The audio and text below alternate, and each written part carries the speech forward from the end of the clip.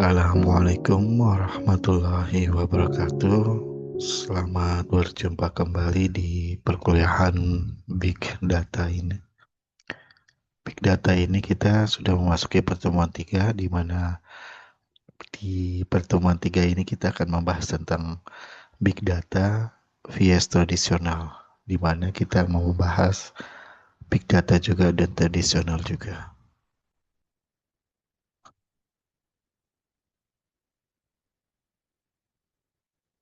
Capaian pembelajaran yang diharapkan setelah mengikuti pembelajaran ini, yaitu satu, kita semua atau kalian dapat menganalisis perbedaan mendasar big data vs data tradisional.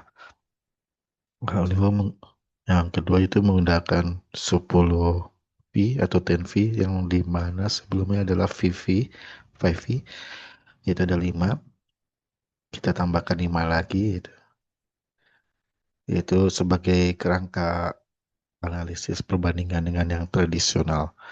Lalu yang selanjutnya, yang ketiga, itu kita dapat mengidentifikasi kelebihan dan juga kekurangan di dalam tantangan dan peluang di big data vs tradisional ini.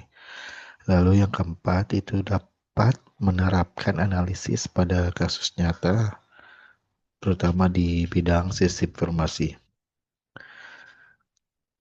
Di rekap pertemuan 2 sebelumnya, di recap itu kita sudah mempelajari tentang 5V Big Data, yaitu fondasi dasar yang memang harus kita pahami, seperti volume, velocity, variety, veracity, dan value. Namun di pertemuan 3 ini fokus pada analisis perbandingan data vs data tradisional yang menggunakan kerangka 10V, gitu ya. Dalam kerangka analisis 10V ini, mengapa kita menggunakan 10V bukan 5 saja untuk menganalisis big data vs tradisional? Kalau kita lihat 5V yang kemarin dipelajari, itu adalah pengenalan dasar, dan 10V ini adalah kerangka analisis lanjutan yang berdasarkan sumber standar dari TDWI, IBM, dan Gartner, yang mana ini dapat memungkinkan kita bisa melihat perbandingan dari big data dengan sistem data tradisional secara lebih lengkap dan mendalam. 10V juga tidak menggantikan 5V, karena 10V ini hanya melengkapi dari 5V agar analisis perbandingan bisa lebih tajam dan dapat bermanfaat bagi perancangan sistem informasi. Kalau bisa dilihat dari kerangka analisis 10V ini, di mana kelimanya berdasarkan 5V yang kita sudah pelajari, yaitu volume, velocity, variety, veracity, dan value. Sedangkan nanti yang kita upgrade atau kita tambahkan itu ada visualization, validity, volatility, viscosity, dan variability. Pertama kan kita pelajari itu tentang variability. Variability ini dapat didefinisikan yaitu variasi makna dari interpretasi data yang dapat berubah-ubah, tetapi ini tergantung dari konteks waktu atau sumbernya. Saya dalam contoh dalam Messi adalah kata diskon pada ulasan pelanggan Shopee atau Tokopedia, yang bisa berarti promo asli atau clickbait, atau juga bisa temporer gitu ya. Tidak pasti itu, karena diskon tidak terus menerus. Lalu data tren berita di media sosial yang maknanya berubah cepat dalam hitungan jam. Ini bisa disebut dengan variability. Lalu misalnya ada interpretasi data sensor lalu lintas yang berbeda di jam sibuk dengan di jam malam hari. Nah, itu bisa dilihat dari variability. Jadi datanya dapat berubah-ubah tergantung konteks waktu atau sumber. Lalu tantangannya adalah model analisis harus terus update, interpretasi harus subjektif. Lalu peluangnya adalah analisis sentimen yang lebih akurat dan adaptif. Yang kedua, yang ketujuh maksud saya adalah viscosity. Viscosity ini adalah bisa didefinisikan seperti contohnya ketahanan atau kekentalan aliran data. Jadi seberapa berat aliran data itu dijalankan atau seberapa sulit data mengalir dari sumber ke sistem analis. Yang lebih mudahnya seperti itu. Misalnya contoh dalam sistem informasi, integrasi data antar kementerian seperti dari kesehatan dan dukcapil yang terhambat karena format sistem yang berbeda. Nah, itu adalah viscosity. Data log dari aplikasi mobile yang lambat masuk ke data warehouse itu juga viscosity. Dan transfer data sensor IoT di daerah terpencil dengan koneksi yang tidak stabil itu juga viscosity. Jadi ketahanan atau kekentalan aliran data yang membuat seberapa sulit data mengalir dari sumber ke sistem analis. Jadi tantangannya yaitu di mana proses integrasi ini lambat, bottleneck dan pipeline data. Bottleneck itu di pipeline data itu mengalami kemacetan karena begitu yang masuk banyak dan pipe-nya atau pipanya itu kecil. Untuk dialirkan itu ruangannya lebih kecil. Jadi peluang yang mungkin adalah pembuatan data pipeline yang efisien dan real time. Yang kedelapan adalah volatility. Volatility ini bisa didefinisikan yaitu ketidakstabilan umur data karena ada beberapa data yang dibutuhkan lama dan beberapa juga yang cepat karena terkait dengan apakah masih relevan dan harus memang disimpan. Kalau contoh dalam ESI adalah data trend fashion di Shopee yang mungkin hanya relevan sekitar antara 1 sampai 2 minggu. Lalu misalnya data transaksi keuangan bank tertentu, dalam hal ini BCA, yang mana harus disimpan antara 7 sampai 10 tahun, tapi 10 tahun ke atas mungkin ada sebagian yang tidak disimpan atau dia harus dihapus. Lalu data cuaca harian yang cepat kadaluarsa untuk prediksi lalu lintas. Itu. Tantangannya adalah pengelolaan storage yang boros jika data lama disimpan. Jadi ada mekanisme atau kebijakan gitu atau the wisdom itu gimana pengelolaan storage ini agar tidak boros jika datanya lama disimpan gitu. Lalu peluangnya adalah kebijakan data atau retention yang tepat dan hemat biaya. Lalu yang kesembilan adalah validity, di mana validity ini dapat didefinisikan yaitu kevalidan dan akurasi data secara keseluruhan. Jadi apakah data sesuai dan benar untuk tujuan yang dimaksud. Contoh dalam ESI, data sensus penduduk yang sudah kadaluarsa untuk perencanaan Smart City Jakarta misalnya. Lalu data pelanggan yang tidak update di aplikasi e-commerce, sudah tidak melakukan apa-apa, berdiam aja itu juga uh, bisa juga mempengaruhi storage gitu ya. Lalu data kesehatan masyarakat yang tidak sesuai dengan kondisi terkini.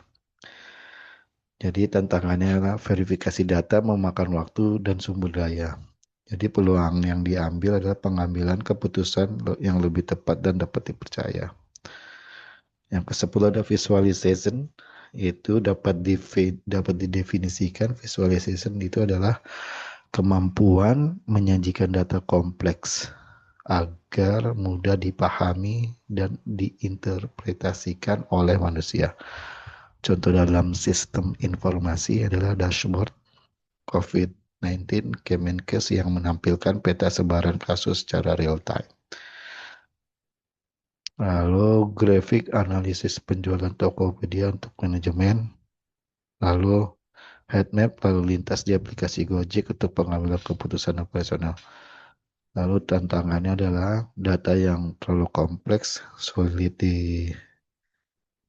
divisualisasikan dengan baik. Jadi peluangnya adalah dashboard interaktif yang mendukung keputusan cepat oleh manajemen. Bisa dilihat tabel perbandingan big data dengan data tradisional di mana dilihat dari aspek 10 V ini. Nah, ini tuh volume yang di mana data tradisional mungkin hanya memiliki dari MB sampai gigabyte atau terbatas. Sedangkan big data itu dimulai dari terabyte sampai GB gitu ya. Ini sangat besar dan implikasi untuk sistem informasi itu skala horizontal dan cloud diperlukan. Yang kedua adalah velocity. Kalau data tradisional real time itu menggunakan batch processing atau harian atau mingguan, sedangkan real time adalah sedangkan big data itu real time atau streaming. Untuk aspek velocity di implikasi untuk sistem informasi adalah keputusan bisnis secara instan. Lalu variety itu data tradisional hanya struktur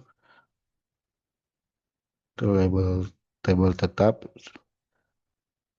sedangkan big data ada struktur dan semi struktur, unstructured, di mana di implikasi untuk sistem informasi integrasi data heterogen dari berbagai sumber. Jadi yang keempat adalah veracity, yaitu tinggi di data tradisional itu sangat tinggi dan terkontrol ketat. Kalau big data itu rendah hingga sedang, perlu data di cleaning lagi. Lalu untuk implikasi untuk sistem informasi pada veracity adalah data quality framework dan cleansing itu wajib dilakukan. Lalu di aspek value juga bisa dilihat data tradisional itu mudah diekstrak dengan query yang sederhana, sedangkan big data harus dianalisis mendalam dengan menggunakan AI atau machine learning. Implikasi untuk sistem informasi itu menggunakan analitik prediktif dan preskriptif. Lalu yang keenam ada variability rendah di data tradisional itu variability-nya dan makna data dan stabil. Lalu kalau big data tinggi makna namun maknanya dapat berubah-ubah. Nah, kalau ingin diimplikasikan untuk sistem informasi itu model analisis harus adaptif dan terus dilatih. Lalu viscosity itu rendah, data mudah mengalir di data tradisional. Kalau big data itu tinggi atau data lengket sulit mengalir, maka implikasi untuk sistem informasinya itu menggunakan data pipeline yang efisien dengan menggunakan Kafka dan Naive. Kafka itu adalah pipe atau pipa yang mempercepat aliran data tersebut, sedangkan Naive adalah pipe yang smart yang mana dapat mengatur data mana didistribusikan kemana.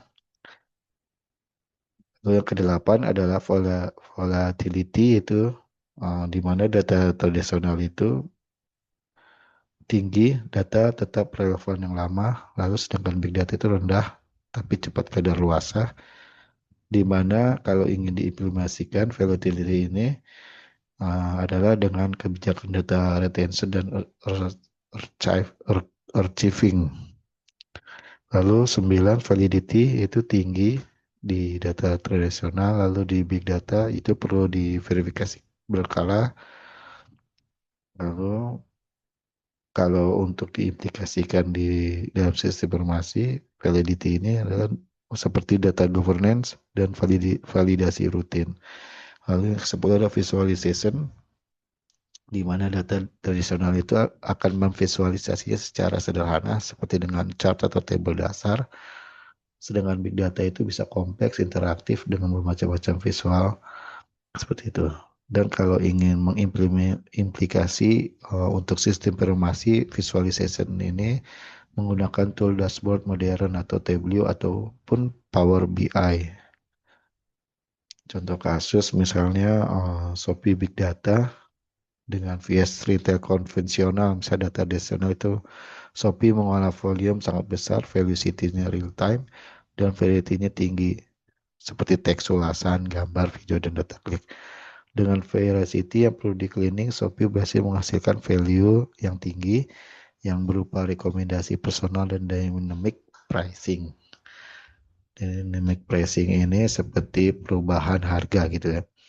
Sebaliknya, toko retail konvensional hanya menggunakan database tradisional dengan menggunakan MySQL dengan volume kecil, variety, hanya struktur, dan processing batch.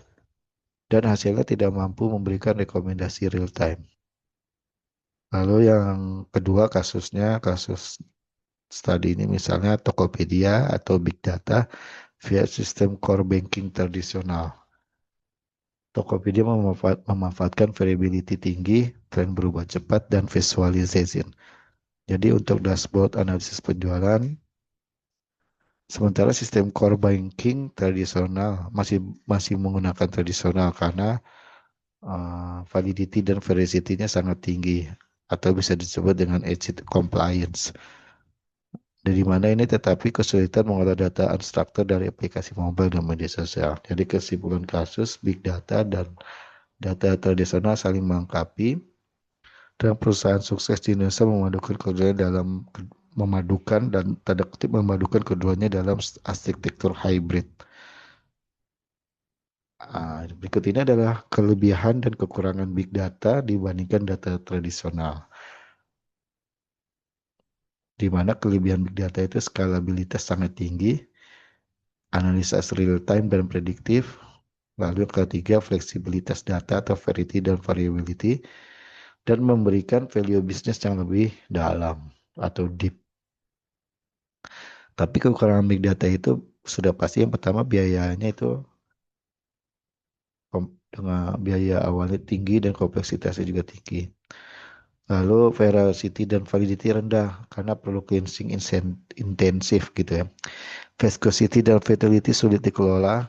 Nah, inilah mengapa membutuhkan skill baru atau upskilling Hadoop dengan Hadoop dan Spark dan lain-lain yang mendukung penggunaan big data. Nah, selanjutnya data tradisional tetap unggul untuk misalnya transaksi keuangan itu masih menggunakan RDBMS ya. Karena memerlukan konsistensi tinggi seperti ECIT gitu. Lalu data yang membutuhkan keamanan dan kepastian mutlak itu pasti menggunakan data tradisional. Sudah. Jadi kesimpulannya, big data bukan pengganti data tradisional, melainkan komplement strategis yang mana dapat memungkinkan sistem informasi menangani tantangan di era digital seperti e-commerce, IoT, dan smart city. Dengan memahami 10V big data dan table perbandingan ini, mahasiswa program studi sistem informasi diharapkan mampu menganalisis dan merancang sistem informasi yang lebih kompetitif dan bernilai bisnis tinggi.